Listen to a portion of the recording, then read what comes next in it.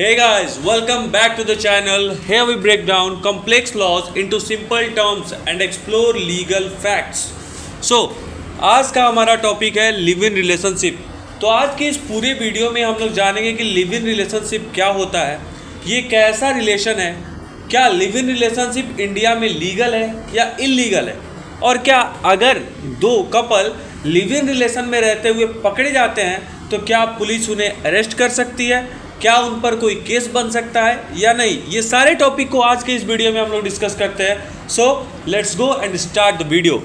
तो सबसे पहले हम लोग जानेंगे कि what is live in relationship, यानी कि लिव इन रिलेशनशिप आखिर है क्या, कैसे रिलेशन को हम लिव इन रिलेशनशिप बोल सकते हैं और वो लिव इन रिलेशनशिप के कैटेगरी में आ सकता है, किन रिलेशनशिप को हम लिव इन रिलेशनशिप का टैग दे सकते हैं। तो लिव इन रिलेशनशिप का मतलब वो है कि जब एक अविवाहित यानी कि अनमैरिड मेल और फीमेल बिना किसी लीगल मैरिज के वाइफ और हस्बैंड की तरह अपना ड्यूटी परफॉर्म करते हुए साथ रह रहे हों, तब हम उसे बोलते हैं लिव इन रिलेशनशिप। यानी कि जब एक अनमैरिड कपल, अनमैरिड मेल और अनमैरिड फीमेल बिना लीगली शादी किए, without performing a legal marriage ceremony, living together in a relationship, then that relationship is known as live in relationship. अब जैसे इसका एग्जाम्पल क्या है, अब जैसे मान लीजिए कोई एक लड़का है 28 ईयर का या 30 ईयर का, और एक कोई लड़की है 26 ईयर, प्रिया नाम की कोई लड़की है 26 ईयर, और राहुल नाम का लड़का है 28 ईयर का, और ये दोनों डिसाइड करते हैं कि हम किसी भी शहर में, दिल्ली, मुंबई, किसी भी शहर में साथ में रहते हैं, और मान लीजिए वो 5 साल से साथ में रह रहे हैं, वो एक ही घर में रह रहे हैं, घर का जो भी एक्सपेंसेस है, खर्चे हैं, वो साथ में मिलकर उठा रहे हैं, जो भी रिस्पॉन्सिबिलिटी है, जो भी जिम्मेदारी है, दोनों के बीच में बांटा गया है, दोनों एक दूसरे के साथ मिलकर सब सॉल्व कर रहे हैं। तो ऐसे अरेंजमेंट को, ऐसे व्यवस्था को हम लिव इन रिलेशनशिप कह सकते हैं। और आइए अब जानते हैं कि क्या लिव इन रिलेशनशिप पर कोई हमारा कानून है या नहीं, इंडिया में कोई कानून है जो लिव इन रिलेशनशिप के बारे में बात करता है या नहीं, और यह लीगल है या नहीं। तो सबसे पहले कि लिव इन रिलेशनशिप कोई इलीगल नहीं है, कोई अवैध नहीं है हमारे कंट्री इंडिया के अंदर। And also India has no central institute that regulates live in relationship, यानी कि भारत में ऐसा कोई सेंट्रल लॉ नहीं है, कोई सेंट्रल कानून नहीं है जो लिव इन रिलेशनशिप को नियंत्रण करता हो, रेगुलेट करता हो। इसका कानून का मान्यता मुख्यतः जो भी सुप्रीम कोर्ट का जजमेंट है या फिर अदर कोर्ट्स के जजमेंट है, जुडिशियल प्रेसिडेंट से विकसित हुए हैं, यानी कि न्यायालय के निर्णय जुडिशियल प्रेसिडेंट से निकल कर आए हैं, इसके बारे में जो भी जानकारी है। हालांकि यदि कोई भी पर्सन लिव इन रिलेशनशिप में रहता है तो relationship in the nature of marriage माना जाता है, यानी कि विवाह के समान उस संबंध को माना जाता है। और अगर किसी महिला के अगेंस्ट कोई भी डोमेस्टिक वायलेंस होता है तो protection of women from domestic violence act 2005 के अंतर्गत उस महिला को प्रोटेक्शन दिया जाता है। यानी कि लिव इन रिलेशनशिप जो ऐसा रिलेशन होता है उसे हम relationship in the nature of marriage मान सकते हैं, यानी कि विवाह के समान। नोटिस कीजिएगा, यहाँ विवाह नहीं, विवाह के समान बोला गया है, relationship in the nature of marriage, not marriage.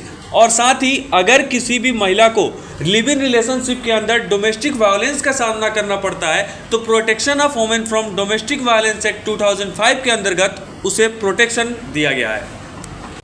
Okay, so now we are going to discuss is live in relationship legal और नॉट, यानी कि जो लिव इन रिलेशनशिप है वो लीगल है या नहीं, वैध है या अवैध है इंडिया के अंदर। इंडिया के अंदर लिविंग रिलेशनशिप लीगल है या नहीं, आइए जानते हैं इस पूरे मैटर को।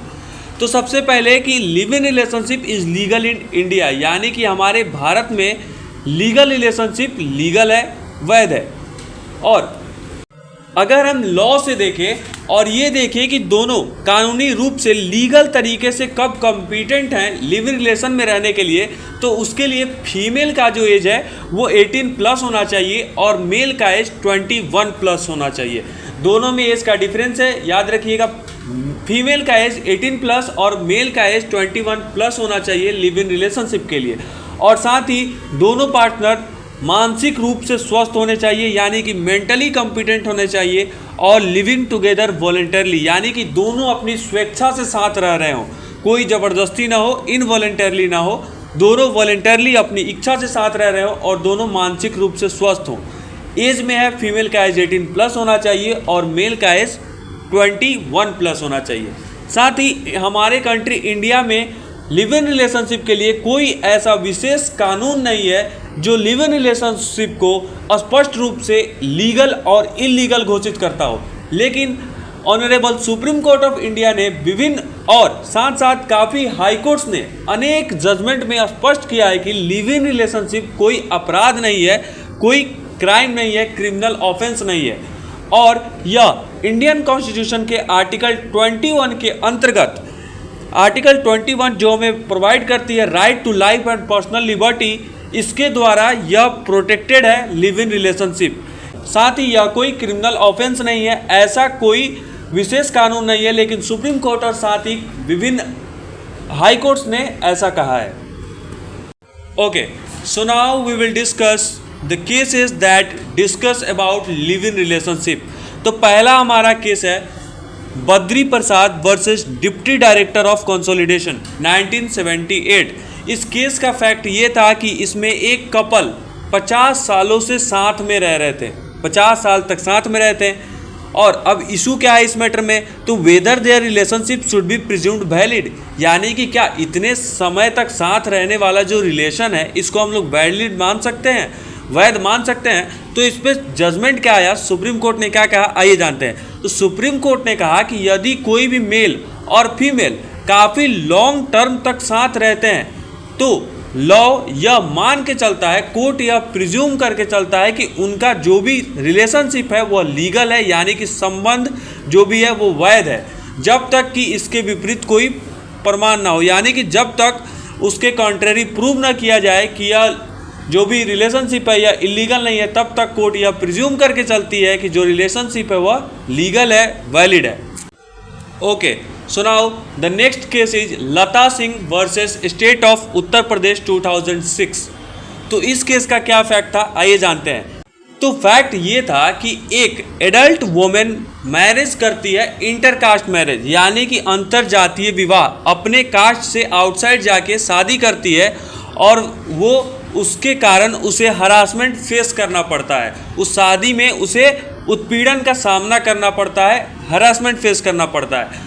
अब आइए इस पर सुप्रीम कोर्ट का क्या निर्णय था, आइए जानते हैं। कोर्ट ने ये कहा कि if society considers live in relationship immoral they are not illegal. अगर यह समाज लिव इन रिलेशनशिप को मोरली तरीके से स्वीकार नहीं करती है, उसे इमोरल समझती है, फिर भी यह रिलेशनशिप इलीगल नहीं है। अगर ये समाज उसे इमोरल मानती है लेकिन फिर भी लिव इन रिलेशनशिप इलीगल नहीं है, अवैध नहीं है।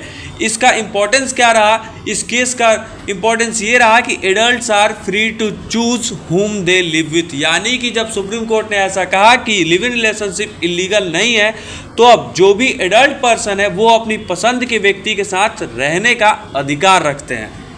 Okay, so now we are moving to our third case, S Khushboo versus Kaniyammal, may be wrong pronounced but yeah S Khushboo versus कनियम्मल।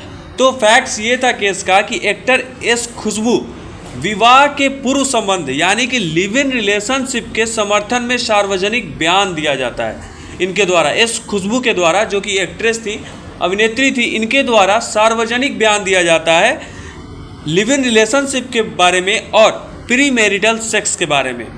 Pre marital sex और लिव इन रिलेशनशिप के बारे में इन्होंने पब्लिकली इसके सपोर्ट में कुछ बयान दिया और ये था पूरा मुद्दा। और जजमेंट इस पर क्या निकल के आया, सुप्रीम कोर्ट ने क्या जजमेंट दिया, तो supreme court question the complaints and held that, supreme court ने जो भी शिकायत था उसको निरस्त कर दिया और साथ में यह कहा कि living together between consenting adults is protected under article and is not an offence, यानी कि जब दो एडल्ट पर्सन अपनी सहमति से वॉलेंटरली, अपनी इच्छा से, अपने कंसेंट से साथ रहते हैं तो आर्टिकल 21 ऑफ इंडियन कॉन्स्टिट्यूशन के अंदर यह संरक्षित है, यह प्रोटेक्टेड है और यह कोई अपराध नहीं है, यह कोई इलीगल नहीं है। अगर दो एडल्ट्स अपनी मर्जी से, अपने कंसेंट से साथ रहते हैं तो आर्टिकल 21 इसका प्रोटेक्शन करती है और यह कोई इलीगल नहीं है, अपराध नहीं है। इंपॉर्टेंस क्या था इस केस का? So this is one of the strongest constitutional recognition of live in relationship, यानी कि लिव इन रिलेशनशिप के मामले में यह सबसे महत्वपूर्ण जजमेंट माना गया। Okay, so now our next case is D Velusamy versus D Patchaimal. Okay, तो इस केस में सुप्रीम कोर्ट ने यह बताया कि लिव इन रिलेशनशिप को किस परिस्थिति में हम relationship in the nature of marriage, यानी कि विवाह के समान संबंध का दर्जा दे सकते हैं। किस स्थिति में लिव इन रिलेशनशिप को हम relationship in the nature of marriage कह सकते हैं। तो आइए उन परिस्थितियों को जानते हैं, उन फैक्टर्स को जानते हैं। तो सबसे पहला फैक्टर है हमारा कि both partners are legally capable of marrying, यानी कि दोनों पक्ष है, दोनों जो पार्टनर्स है वो विवाह करने के लिए, मैरिज करने के लिए लीगली रूप से कैपेबल होने चाहिए। वो यानी कि दोनों पार्टनर्स मेंटली कॉम्पिटेंट होने चाहिए, जो भी एज प्रोवाइडेड है लॉ के अंदर वो मीट कर रहे हो, और साथ ही दे वॉलेंटरली लिव टुगेदर, यानी कि वो दोनों साथ अपनी स्वेच्छा से रह रहे हो, वॉलेंटरली अब वो साथ रह रहे हो, किसी के दबाव के कारण वह साथ नहीं रह रहे हो। साथ में they present themselves to society as a couple, वह समाज में खुद को एक दूसरे को पति पत्नी की तरह, हस्बैंड वाइफ की तरह, एक कपल की तरह समाज में खुद को प्रस्तुत कर रहे हो, यानी कि वो समाज में ऐसा दिखाना चाह रहे हो कि हाँ वो कपल हैं। और साथ ही they cohabit for a significant period, यानी कि वो काफ़ी पर्याप्त सिग्निफिकेंट पीरियड से साथ में रह रहे हो। ओनली कैजुअल और short term relationships generally do not qualify, यानी कि जो शॉर्ट टर्म रिलेशनशिप हैं, जो कैजुअली साथ रह रहे हैं, वो सोसाइटी को ऐसा दिखाना नहीं चाहते हो कि वो कपल हैं, वो थोड़े टाइम के लिए साथ में रह रहे हो, तो उन्हें हम relationship in the nature of marriage का दर्जा नहीं दे सकते हैं। और साथ ही अगर आप किसी को डेट कर रहे हो, आप रेयरली कभी उसके साथ रह रहे हो, ठहर रहे हो, तो उसे हम लिव इन रिलेशनशिप नहीं कहते हैं और relationship in the nature of marriage का दर्जा नहीं देते हैं। Okay, so lastly Indira Sharma versus V K Sharma, तो यह भी लिव इन रिलेशनशिप के मैटर पे काफ़ी मोस्ट इम्पॉर्टेंट जजमेंट है, काफ़ी महत्वपूर्ण निर्णय है यह। आइए इसके बारे में जानते हैं। तो इसमें न्यायालय ने काफ़ी सारे फैक्टर डिटरमाइन किए जो यह बताता है कि रिलेशनशिप रिसेंबल्स मैरिज, यानी कि यह आधार तय किए गए जिसमें यह माना जाएगा कि यह रिलेशनशिप, जो भी रिलेशनशिप है, वह विवाह के संबंध जैसा है या नहीं। तो सबसे पहले लेंथ ऑफ रिलेशनशिप, यानी कि कोर्ट उस संबंध की अवधि को तय करेगी, उसको देखेगी, यानी कि जो रिलेशनशिप है, लिव इन रिलेशनशिप में आप कितने टर्म से रह रहे हो, उसे कंसीडर करेगी to determine live in relationship as a nature of marriage. And then shared household की, यानी कि वो हाउस होल्ड एक साथ शेयर कर रहे हैं कि नहीं, एक साथ रह रहे हैं या नहीं। फाइनेंशियल अरेंजमेंट्स, यानी कि जो भी खर्चे हैं, एक्सपेंसेस हैं, वो मिल बांट के शेयर हो रहा है या नहीं। सेक्सुअल रिलेशनशिप, यानी कि उन दोनों के बीच सेक्सुअल रिलेशनशिप है या नहीं।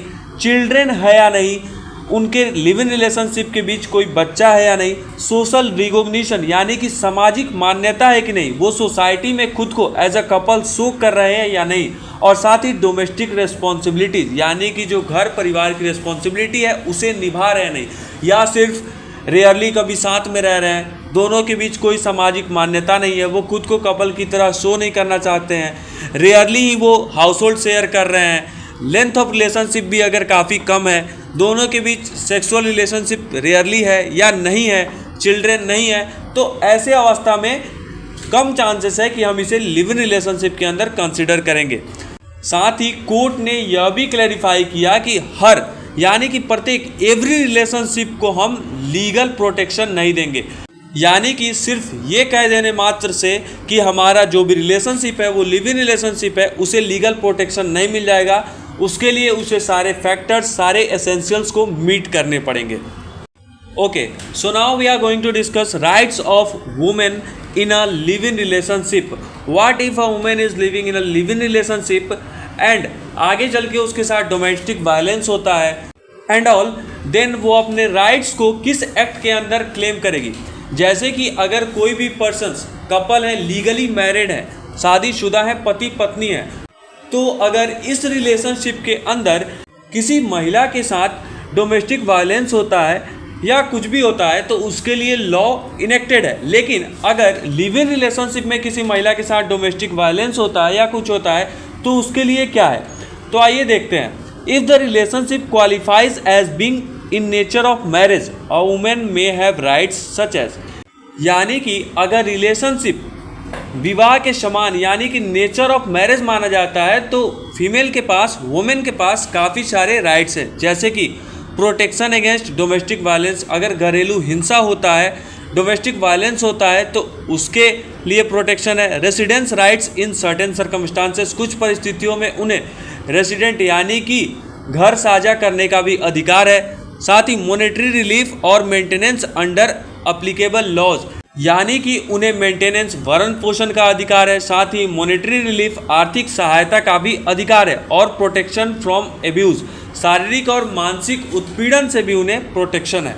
Okay, so now we are going to discuss what if a child born from qualifying live in relationship, यानी कि अगर लिव इन रिलेशनशिप में किसी बच्चे का जन्म होता है तो उसका क्या राइट है, उसका क्या अधिकार है। तो ऐसे बच्चों के लिए कोर्ट ने काफ़ी इम्पॉर्टेंट लीगल प्रोटेक्शन प्रोवाइड किए हैं।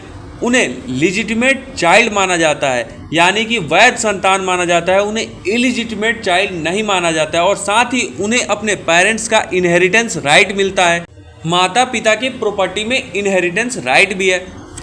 Okay, so now we are going to discuss can police arrest a couple for being in a live in relationship, यानी कि क्या एक पुलिस ऑफिसर केवल लिव इन रिलेशनशिप में रहने पर गिरफ्तार कर सकता है किसी पर्सन को। So the clear answer is no. Yes, the clear answer is no, police arrest नहीं कर सकती है सिर्फ इस बेसिस पे कि दो पर्सन्स, एक मेल और एक फीमेल, लिव इन रिलेशनशिप में रह रहे हैं। अगर वह दोनों एडल्ट्स हैं और अपनी वॉलंटरली विश से, अपने कंसेंट से दोनों साथ में रह रहे हैं तो केवल लिव इन रिलेशनशिप में रहना कोई इलीगल नहीं है, कोई अपराध नहीं है, not an offence. So police officer can not arrest a couple for being in a live in relationship. साथ ही कोर्ट्स ने बार बार यह स्पष्ट रूप से बताया है कि एवरी एडल्ट पर्सन को अपने पसंद के व्यक्ति के साथ रहने का स्वतंत्रता प्राप्त है, यानी कि हर एडल्ट व्यक्ति अपने पसंद के पर्सन के साथ रह सकता है। They have freedom to choose their partners and cohabit, यानी कि उनके पास राइट है, फ्रीडम है अपने पार्टनर्स को चूज करने का और उनके साथ रहने का। So the police officer can not arrest a person just for being in a live in relationship. They have the freedom to choose their partners and cohabit. Okay, so now we are going to discuss these two examples and through which we know which live-in relationship is protected and not are automatically protected. तो पहला हमारा example है जिसमें दो couples हैं, अमन और नेहा, जो कि 7 सालों से साथ में रह रहे हैं। अमन और नेहा 7 सालों से 7 ईयर्स से साथ में रह रहे हैं और दोनों मिलकर घर चलाते हैं। दे शेयर फाइनेंसेस, यानी कि जो भी जिम्मेदारियां हैं उनका साझा करते हैं। और they showing socially as a couple, यानी कि वह समाज में खुद को एक पति पत्नी की तरह पहचान देते हैं। अब if Neha experiences domestic violence, it means if Neha faces domestic violence, then अगर वह डोमेस्टिक वायलेंस का शिकार होती है तो अगर यह रिलेशनशिप एक नेचर ऑफ मैरिज के अंतर्गत आता है तो नेहा को डोमेस्टिक वायलेंस एक्ट 2005 के अंतर्गत कानूनी संरक्षण प्राप्त हो सकता है। दूसरा हमारा एग्जाम्पल है रोहन और सिमरन का। रोहन और सिमरन दोनों 2 महीने से एक दूसरे को डेट कर रहे हैं। They are dating each other and they occasionally stay together, यानी कि वो कभी कभी साथ रहते हैं, वह साथ हमेशा से नहीं रह रहे हैं, वह कभी कभी साथ रहते हैं। सच अ ब्रीफ और casual arrangement may not qualify for the same legal protection available to relationship resembling marriage, यानी कि यह जो रिलेशन है रोहन और सिमरन के बीच में, यह विवाह के समान संबंध यानी कि नेचर ऑफ मैरिज नहीं माना जाएगा और इसके लिए उन्हें कोई कानूनी संरक्षण प्राप्त नहीं होगा, क्योंकि यह दोनों काफ़ी शॉर्ट पीरियड से साथ में है और दे ओकेजनली स्टे टुगेदर। तो इनका जो भी रिलेशनशिप है उसे हम नेचर ऑफ मैरिज का दर्जा नहीं देंगे और जिस वजह से इन्हें कोई भी कानूनी संरक्षण प्राप्त नहीं होगा। So that's our topic. Comment section में बताइएगा वीडियो कैसा लगा। मिलते हैं नेक्स्ट वीडियो में, तब तक के लिए बाय। Yeah.